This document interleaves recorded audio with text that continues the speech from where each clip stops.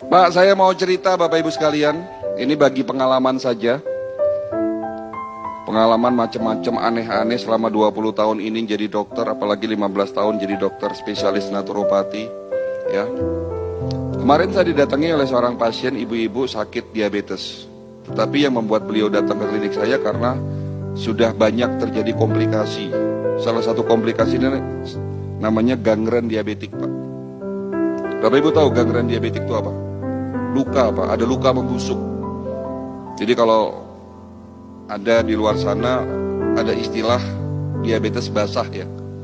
Sebetulnya itu bukan begitu cara pembedaan diabetes. Bukan tipe basah, tipe kering, itu tidak ada di dalam medis. Ya.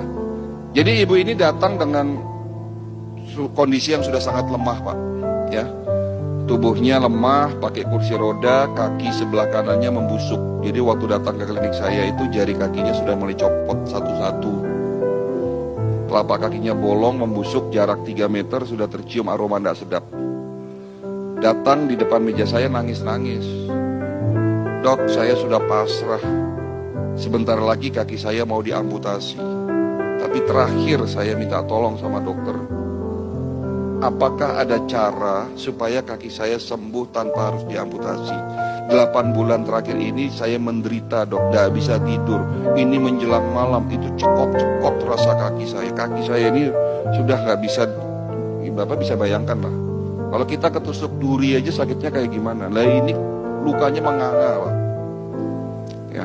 Padahal sudah berobat dan sakit diabetesnya sudah 10 tahun. Dan ibu ini rutin minum obat. Saya tidak pernah minum obat selama 10 tahun. Tetapi kenapa, dok? 1 tahun, 2 tahun terakhir ini tubuh saya semakin melemah. Gula darah saya tidak turun-turun, padahal sudah minum obat, sudah sesuai ikuti anjuran dokter. Bahkan banyak organ dalam tubuh saya ini rusak. Apa yang bisa saya lakukan dengan kondisi seperti itu, Pak? Nah, inilah peran dari pengobatan holistik. Kita tetap ikhtiar, kita tetap bantu mereka yang sakit, yang sudah begitu hopeless. Ya, sebelum saya memberikan satu resep obat, sebelum saya memberikan pengobatan, prosedur protap di klinik kami,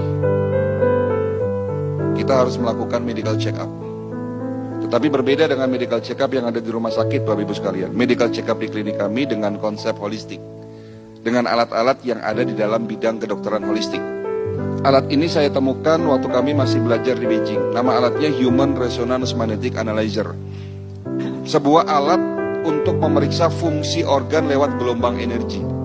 Alat ini saya bilang cukup canggih, Pak. Ya, hanya 10 menit dapat mendeteksi 250 parameter pemeriksaan. Itu kalau di print semua 30 lembar, Pak.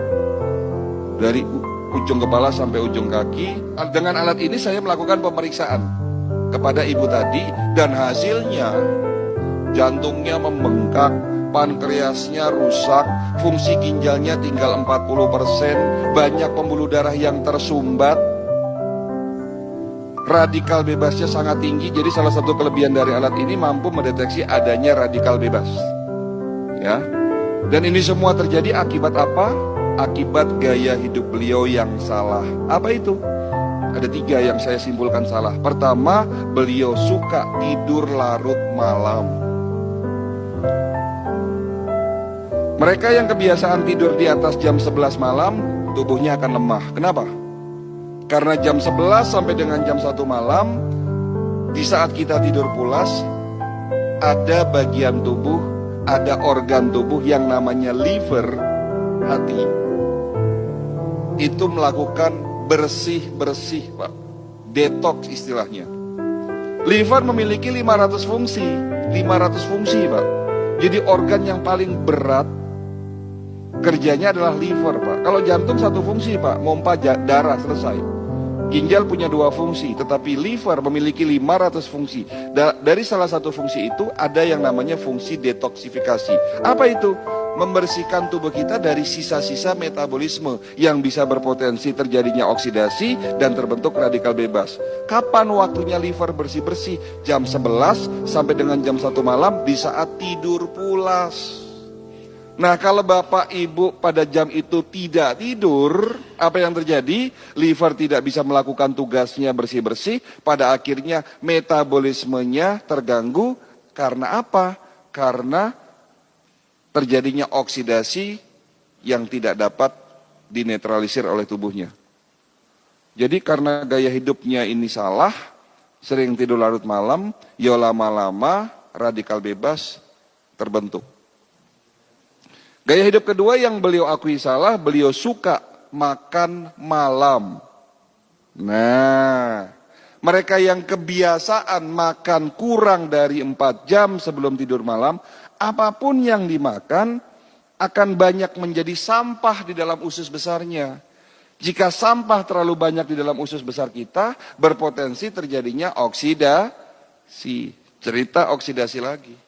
Dan jika oksidasi ini tidak diimbangi dengan antioksidan dan tidak dapat dinetralisir oleh tubuhnya, terbentuk yang namanya radikal bebas. Kan begitu ceritanya. Jadi mudaratnya lebih banyak daripada manfaatnya makan malam itu. Jadi kalau ditanya, dok, kalau sekali-sekali kita hajatan boleh nggak makan malam? Ya boleh, nama juga sekali-sekali. Tapi kalau ini dijadikan kebiasaan setiap hari makan malam, ini jadi masalah. Jadi itu gaya hidup kedua yang beliau akui salah. Yang ketiga, beliau tidak suka minum air putih. Apa yang salah dengan tidak minum air putih? Hati-hati, Pak. Bangun tidur, kita harus minum 1 gelas air putih. Setelah sholat subuh, minum 1 gelas air putih. Karena air putih sebagai pembilas, penetralisir sampah di dalam tubuh kita. Jadi kesimpulan yang bisa kita dapatkan apa di sini? Tidak ada satupun penyakit bisa sembuh jika Bapak hanya mengandalkan obat.